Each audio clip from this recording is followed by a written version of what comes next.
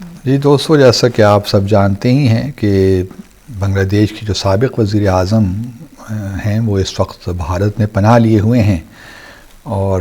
گزشتہ روز 5 فروری کو انہوں نے ارادہ کیا کہ میں بنگلہ دیش کی عوام سے کچھ خطاب کروں سوشل میڈیا کا پلیٹ فارم کو استعمال کر کے۔ اس پہ بہت شدید ری ایکشن بنگلہ دیش میں آیا، لوگ انسائٹ ہوئے اور ہزاروں کی تعداد میں انہوں نے ہلہ بول دیا۔ جو شیخ حسینہ کا آبائی گھر ہے یا بنگلہ دیش میں، اور اس کو جلا دیا۔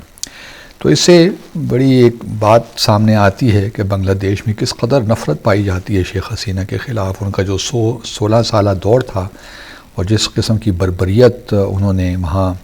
جو رائج کی ہوئی تھی، اس کے خلاف اب لوگ پوری طرح کھل کے آئے، اور اسی وجہ سے ہم نے دیکھا کہ پچھلے سال اگست میں شیخ حسینہ کو ملک بدر بھی ہونا پڑا اور حکومت چھوڑنی پڑی۔ یہ بھی آپ کو یاد ہوگا کہ 9 دسمبر پچھلے سال بھارت کے سیکرٹری خارجہ وکرم مسری وہ بنگلہ دیش کے دورے پہ گئے تھے، اور انہوں نے بنگلہ دیش کے سامنے 3 باتیں رکھی تھیں۔ پہلی بات تو یہ ہے کہ جی جب تک ہمارے تعلقات ٹھیک نہیں ہوتے تو بنگلہ دیش کو یہ توقع نہیں رکھنی چاہیے کہ کوئی سیاسی پولیٹیکل کانٹیکٹس ہوں گے، یعنی یہ کہ مودی صاحب بنگلہ دیش نہیں آ سکتے، کوئی اور منسٹر بنگلہ دیش نہیں آ سکتا، وزیر خارجہ بھارت کے وہ بنگلہ دیش نہیں آ سکتے، اور نہ ہی ہم بنگلہ دیش سے یا ان کے منسٹر سے یا ان کے جو ایڈوائزرز ہیں ان سے کہیں گے کہ وہ بنگلہ دیش آئیں، بھارت آئیں، تو کوئی کانٹیکٹ پولیٹیکل کانٹیکٹ نہیں ہو سکتا۔ پھر آبویسلی ان کا یہ بھی ہے کہ جب چونکہ انٹرم سیٹ اپ ہے، جب تک الیکشن نہیں ہو جاتے بنگلہ دیش میں تو پولیٹیکل کانٹیکٹ کی کوئی ضرورت نہیں ہے۔ دوسرا نقطہ انہوں نے یہ رکھا کہ جی عبوری جو سیٹ اپ ہے بنگلہ دیش کا، وہ جو ہے ایکسٹریڈیشن کی باتیں کرنا بند کر دے کہ شیخ حسینہ کو ایکسٹریڈائٹ کریں، کہ دونوں ممالک کے درمیان ٹریٹی بھی ہے، ایکسٹریڈیشن ٹریٹی، لیکن اس میں کچھ کلازز ایسی ہیں جس کا بھارت سہارا لے رہا ہے، اور وہ بنگلہ دیش سے اب یہ مطالبہ کر رہا ہے بیہائنڈ دا سینس کہ آپ یہ اس پہ زور دینا چھوڑ دیں، اس سے کیونکہ اور مزید تعلقات میں خرابی پیدا ہوگی۔ اور تیسرا نقطہ جو وکرم مسری نے بتایا یا کنوے کیا وہ یہ ہے کہ جی جو ہندو مائنورٹی کے ساتھ بنگلہ دیش میں ہو رہا ہے یہ سب کچھ بند ہونا چاہیے، کیونکہ یہ ہمارے لیے ایک سینسٹیو ایشو ہے، اور اگر یہ باہر جو ہندو کمیونٹی ہے اگر وہ اس کے خلاف جو ایک بقول ان کے مبینہ طور پہ جو کچھ ہو رہا ہے بنگلہ دیش میں، اگر یہ رکا نہیں ہے معاملہ تو اس سے بھی تعلقات خراب ہوں گے۔ اچھا، یہ باتیں تو وکرم مسری صاحب نے کر دیں۔ دوسری جانب جو ہیں بنگلہ دیش کی بھی کچھ ڈیمانڈز تھیں، ان ڈیمانڈز میں ایک ڈیمانڈ یہ بھی تھی کہ شیخ حسینہ سے آپ کہیں کہ وہ اسٹیٹمنٹس دینا بند کریں اور جو سوشل پلیٹ فارمز ہیں وہ استعمال نہ کریں۔ اگر انہوں نے ایگزائل بھارت میں رہنا ہے تو ہم یہ ڈیمانڈ کرتے ہیں، بلکہ یہ تو جو چیف ایڈوائزر ہیں ڈاکٹر محمد یونس، ان کی سطح پہ بھی کہا گیا کہ جی شیخ حسینہ کو روکیے کہ یہ اس قسم کی اب اسٹیٹمنٹس وغیرہ اگر وہ ایگزائل میں ہیں تو ایگزائل میں رہیں۔ تو لیکن بھارت نے دیکھیے نا ان کو کھلی چھوٹ دے رکھی ہے۔ اگر گزشتہ روز بنگلہ دیش شیخ حسینہ اگر خطاب کرنا چاہ رہی تھیں یا ان سے بات چیت کرنا چاہ رہی تھیں سوشل میڈیا کے ذریعے بنگلہ دیش کے لوگوں سے، تو اس کا مطلب یہی ہے کہ ان کو آزادی ہے کہ وہ ابھی تک جو کہیں جو اسٹیٹمنٹس ایشو کریں۔ تو یہ تو پھر بنگلہ دیش کا جو مطالبہ ہے بالکل جائز ہے، اور یہ وہی انسائٹمنٹ ہے جو کل ہم نے دیکھی بنگلہ دیش میں کس طرح لوگ مشتعل ہوئے اور انہوں نے ان کا آبائی گھر جلایا۔ تو میرا اپنا خیال یہ ہے کہ بنگلہ دیش میں چونکہ اس وقت انٹرم سیٹ اپ ہے، وہ نہیں چاہتے کہ کوئی دوبارہ ایسے انتخابات ہوں جن میں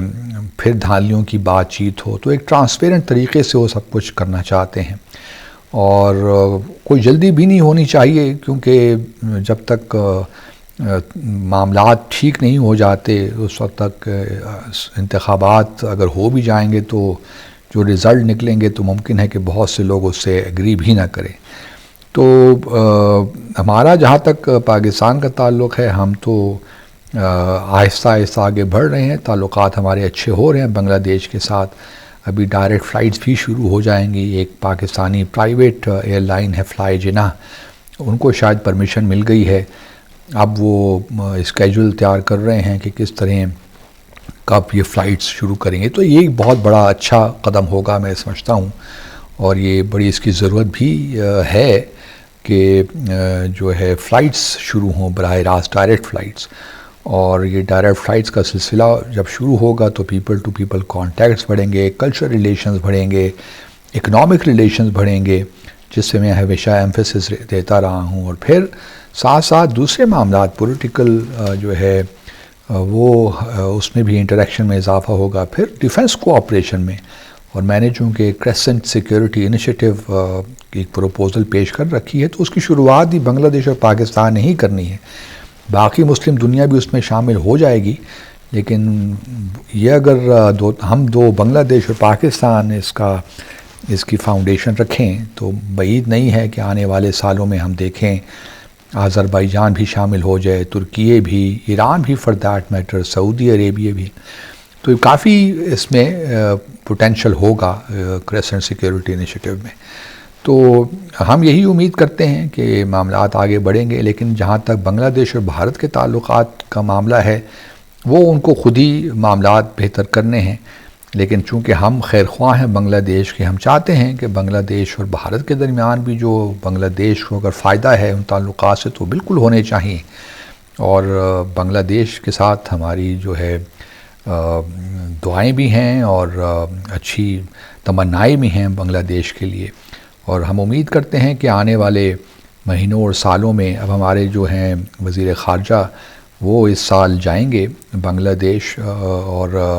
وہ ایک اور اچھا اسٹیپ ہوگا. اس سے بھی تعلقات میں تیزی آنی چاہیے. اور میں امید کرتا ہوں کہ جب ہمارے وزیر خارجہ بنگلہ دیش جائیں تو ان کے ساتھ ایک بزنس ڈیلیگیشن بھی ہونا چاہیے، کیونکہ اکنامک ریلیشن شپ بہت امپورٹنس رکھتے ہیں اور اس پہ فوکس بھی ہونا چاہیے. کیونکہ بنگلہ دیش اور پاکستان میں بہت کچھ ہے جو کہ ہم ایک دوسرے کے ساتھ تعاون کر کے اپنی اکانومیز کو بہتر کر سکتے ہیں. اور اس خطے میں بھی اس کی ضرورت ہے. جہاں تک سارک کا تعلق ہے، مجھے نہیں لگتا کہ سارک مستقبل قریب میں ریوائیو ہو سکتی ہے. تو اس لیے ہمیں بائی لیٹرل ریلیشنز پہ فوکس رکھنا چاہیے. اور میں پہلے بھی بہت دفعہ یہ کہتا رہا ہوں کہ اصل جو انٹرنیشنل ریلیشنز میں اصل جو فوکس ہونا چاہیے وہ بائی لیٹرل ریلیشنز میں ہونا چاہیے. ملٹی لیٹرل فورا ہے، ٹھیک ہے، ریجنل آرگنائزیشنز بھی ہوں گی، لیکن جب تک بائی لیٹرل ریلیشن میں سبسٹینس نہیں ہوگا، وہاں آپ ریجنل یا ملٹی انٹرنیشنل فورمز میں بھی وہ چیزیں نکال نہیں سکتے جو آپ چاہتے ہیں. اسی لیے ہم نے دیکھا جو کچھ کشمیر میں جو کچھ ہوا 5 اگست 2019، ہمیں نہ تو United nations human rights council سے کوئی سپورٹ ملی، نہ ہی یونائٹڈ نیشن سیکیورٹی کونسل سے کوئی سپورٹ ملی، کیونکہ بائی لیٹرل ریلیشنز ہمارے جو ملکوں کے ساتھ ہیں اس پہ اتنا سبسٹینس نہیں تھا. Thank you.